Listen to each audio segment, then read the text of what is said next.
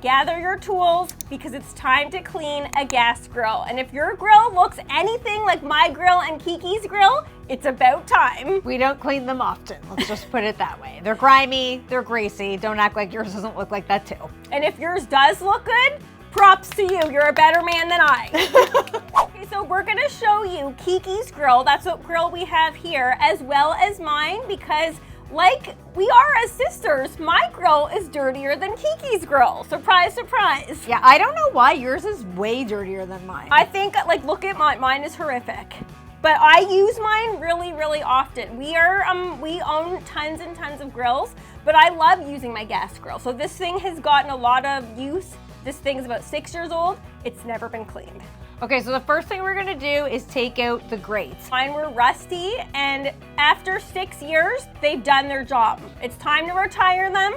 They could not be salvaged, so that's why I decided to get new ones. And because I did, Key was like, well, I want new ones. So then she got new ones as well. And it's a bargain. Just to replace the grates, you literally have a brand new grill, and you don't have to get an entirely brand new grill. You wash the outside, Bob's your uncle, you're good to start grilling again. Exactly. A lot of this just comes down to what it looks like. So this, you can see, highly, highly dirty, okay? So Key's in there, she's trying to scrape off all the crud that's in there. But realistically, that stuff doesn't really impact your cook when it comes to a gas grill. It just looks gnarly, and it really looks gnarly. So I started out with a sponge and some soap and water in this container here, and then very quickly realized that I was going to have to get more heavy duty with the clean. I'm surprised you thought that you could handle this with soap and water. I thought I could. I didn't think it was as bad as it was, but then once I got under there, this is years and years of buildup. So I very quickly realized that I needed to get out a scraper and start just scraping off the layers and layers of food that had fallen down to the bottom and then burnt up. A lot of crud. I instantly knew I needed to do a good scrape job. I was like, there ain't no way I'm doing soap and water on here. It ain't gonna do anything. And even with a scraper, it was very, very difficult. You would think well, this grill gets super hot. You'd think that stuff wouldn't be baked on as much as it was, because I was actually very surprised how much crud was down there. So was I. And the layers and layers. You could see how much had built. There was a thick layer on the side, because the heat isn't really hitting where that stuff is sitting.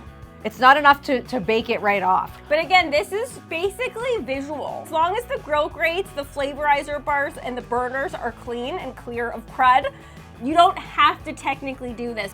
Absolutely disgusting. So I basically was just like, I'm just gonna push this down, get as much crud off as possible. And then I looked along the sides, and mine and yours was pure black. Again, that is not impacting the cook or how you prepare any of the food that you're cooking on the grill. But I was like, I'm gonna get this off. It was just bugging me, so I just needed to get it off. To me, cleaning the grill like this is the equivalent of vacuuming under the couch and the bed.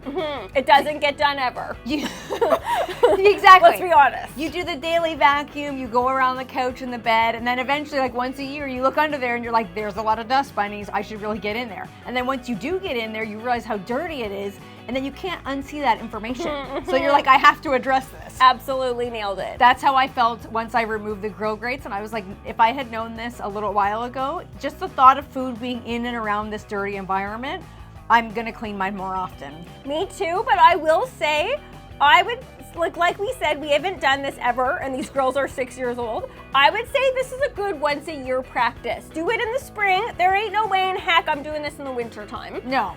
Do it in the spring, do it once a year, and then it won't look like this. And let's face it, your grill's outside, even if you cover it, rodents are getting in there. I hate to break it to you. Oh my goodness, there's tons walking around mine on my grill grate, so that's why we always recommend do a strong burn off every time you fire up your grill. At least preheat your grill for 10 to 12 minutes. Yeah, otherwise rodents are gonna get on the grates and underneath where that bin is.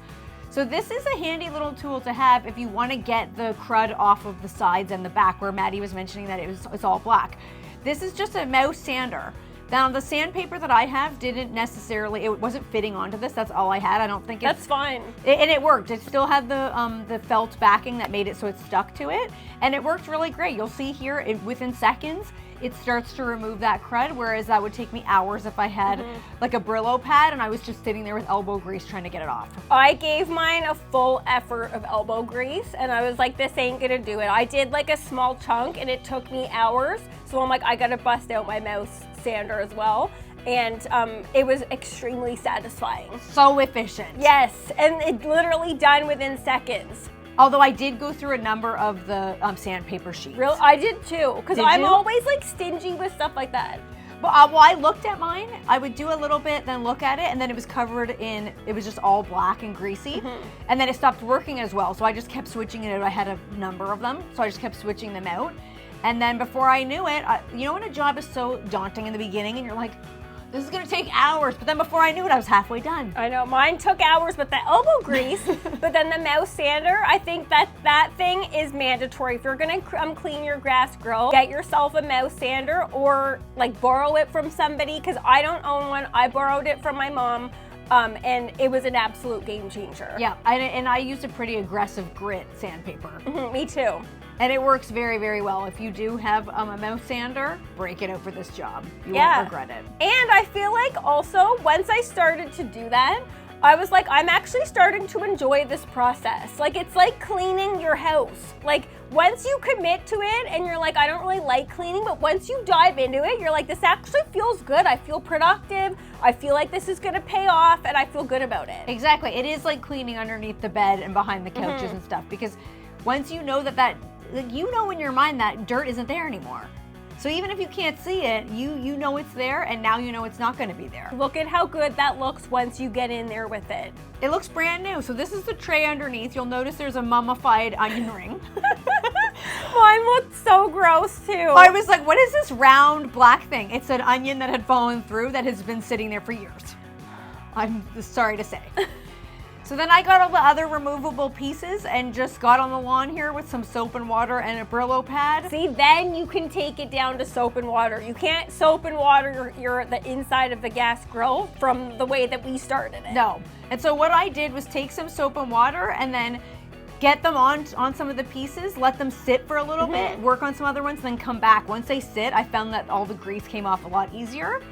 And then for the outside, I just got a rag and this is all very superficial cleaning. Yes, just on the top. We do this on a regular basis. The outside, this part that you can see, I do every time I grill. I will say, there was nothing like putting on those brand new grill grates. So we're gonna link the grill grates because this is a Weber Genesis 2. This is an old gas grill now. I found it very difficult to find where to get these grill grates. So I came across them on Amazon. We'll link it in the description box for you if you own this grill and want to change them as well. Because to me, you can find regular grill grates, but there's nothing like a cast iron grill grate, and that's what these are. Now you'll notice that we have our grill grates on opposite ways. So you have yours. I'm a thin grate gal. Yeah, you have yours with the triangle facing up, so the smallest point is at the top. So you want the thin grates. I, on the other hand, like the wide, thick grates when I get grill marks. So I have mine flipped the other way around. Technically, this is the right way that you're supposed to do it, but they can go both ways, and it's really up to your own choice here. And also, I will say, in the original Weber grill grates, you could scrub either side. It was perfectly fine. But on these ones, the side that I had it on, the thinner grates, have like barriers, so it's like a little bit harder to scrape. You have to like scrape in between, scrape like that. So it's just a little bit different, but I prefer a thin grill grate, and it's not right or wrong here. It's not right or wrong, mine's the better pick. Your side, the side that you have it on, you can see if you flip it over on each corner, there's like little feet. Yes, I know. So technically mine is the wrong way, but mine's the better. But you're doing it and you like it, so there's no wrong. Let's check out the before and after. I don't know about you, I love a before and after. I kept looking at my before and after and like being like, yes, okay, you did it. It was a lot of hard work, but it felt good. Me too. I kept looking at mine as well. Super satisfying to see. Could I have cleaned the underside of the lid? Yes, I could. Did I? No, I did not. Yeah, no, me neither. I was like, there's no way in heck I'm doing it. No. And within seconds, food is gonna splash up there anyway. So I was like, I'm not gonna even bother with that. But look at how beautiful that looks. And it was a job well done. Am I gonna keep up with it and do that once a year like I just suggested to you? Absolutely not. This will see it again for another 6 years. Really? I'm gonna try to do mine. I'm not.